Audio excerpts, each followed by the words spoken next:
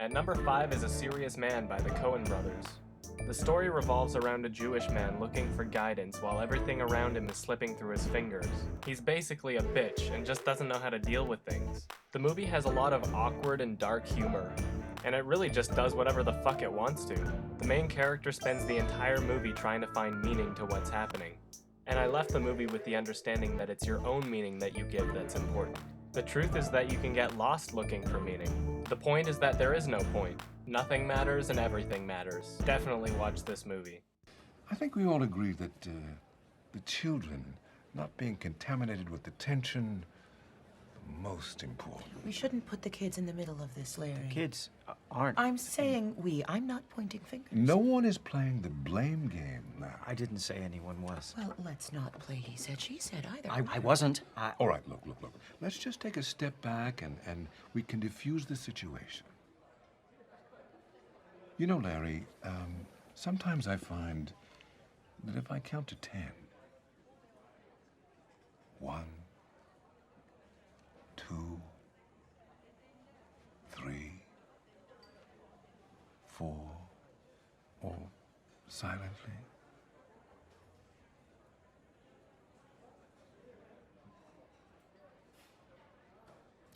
And number 4 on my list is Black Dynamite. This movie serves as a good litmus test to see whether or not you have a soul. I'm sorry, if you don't like it, you don't have a soul, and that's the end of that. This is the best parody movie ever made.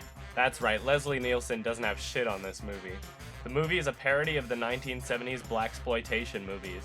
One might even think that this is from the 1970s if they didn't know that this was from 2009.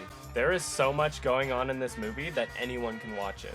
There are really dumb jokes with punchlines that are in your face. There's intelligent satire.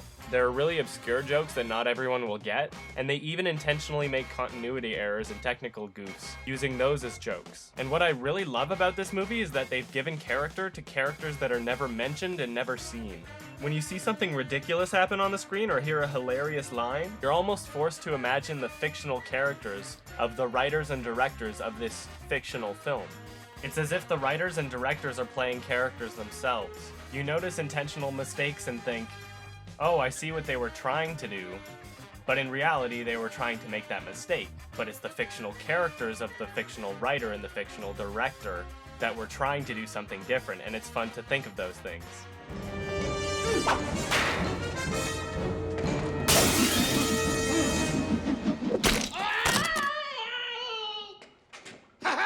I threw that shit before I walked in the room!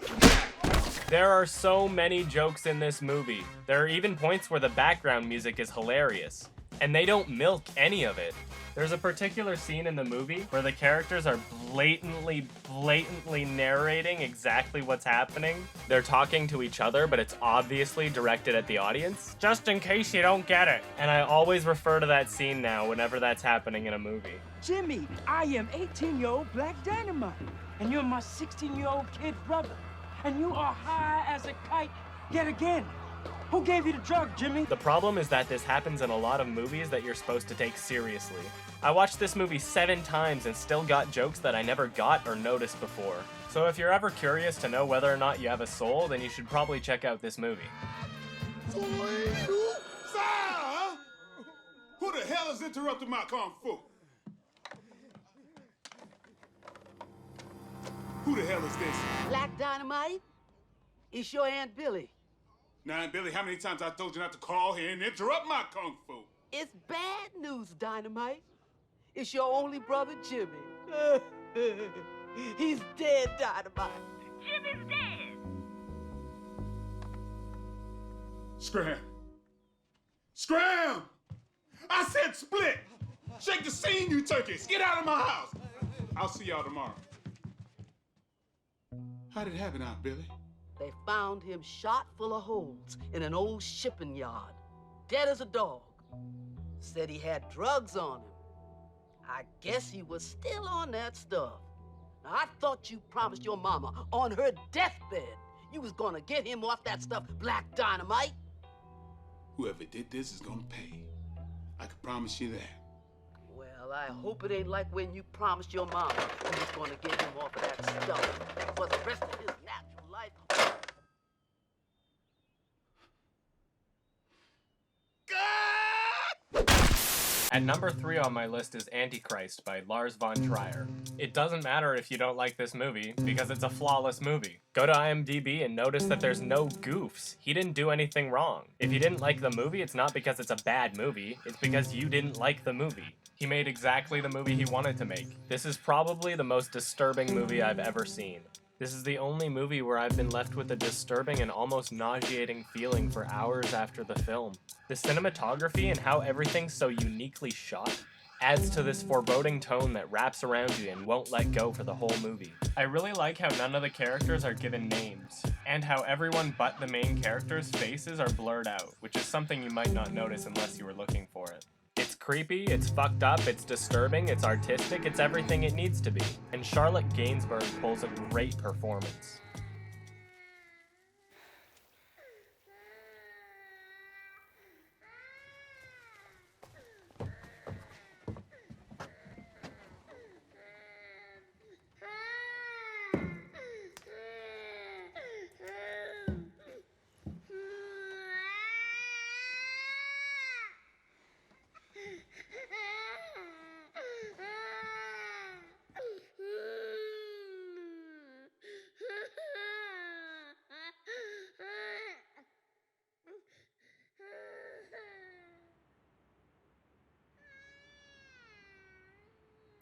At number 2 on my list is Fantastic Mr. Fox, directed by Wes Anderson.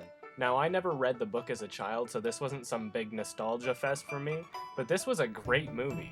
George Clooney and Meryl Streep have great performances, even though it's just voice acting, and this is Wes Anderson's first animated movie. The overall scale of this project is really impressive.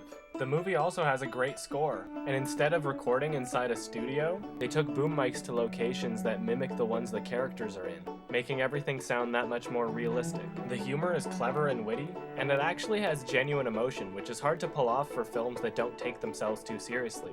I'd recommend this movie to everybody. Honey, I'm 7 non-Fox years old now. My father died at 7.5. I don't want to live in a hole anymore, and I'm going to do something about it.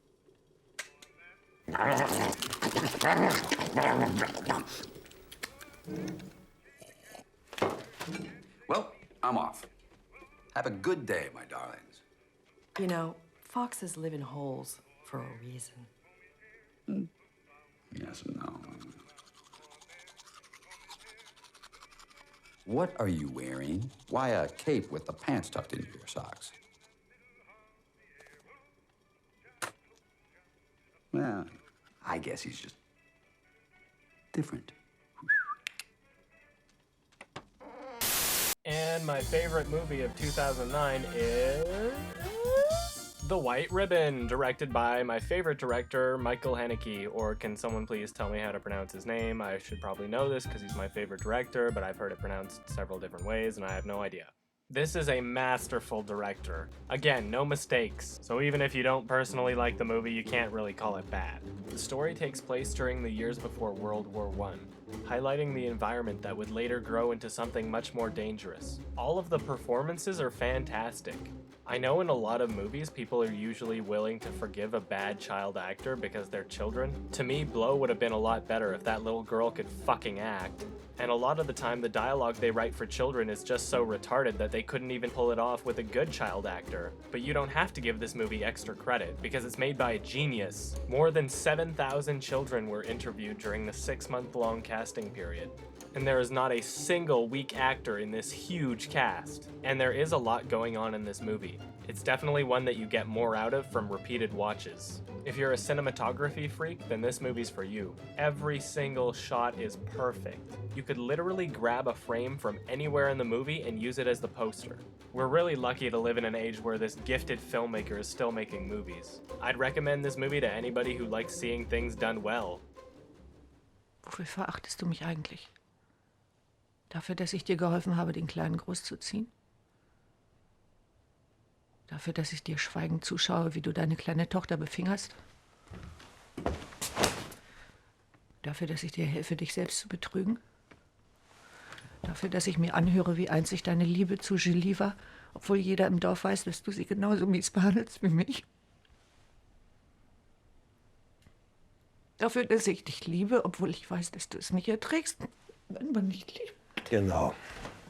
Steh auf jetzt, ich habe zu arbeiten. Du kannst es dir gar nicht leisten, mich loszuwerden. Wer soll dir hier die ganze Dreckarbeit machen und dir mit den Kindern und hier in der Ordination helfen? Du meinst es gar nicht ernst. Du willst nur wissen, wie weit du gehen kannst, nicht wahr? Schluckt sie das noch oder kann ich sie noch ein bisschen tiefer in den Dreck treten? Ich bin auch müde.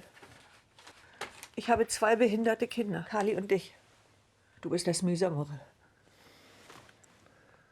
Mein Gott, warum stirbst du nicht einfach? So there you have it, my top 10 of 2009. Even if you don't agree with the movies I've chosen for this list, hopefully it gave you some context as to what type of movies I enjoy. And I know a few of you out there haven't seen a bunch of these movies, so hopefully from watching this you'll have more movies to add to your list of things you need to see. Maybe you'll even like one enough to buy it. On Blu-ray! Experience our movies on Blu-ray.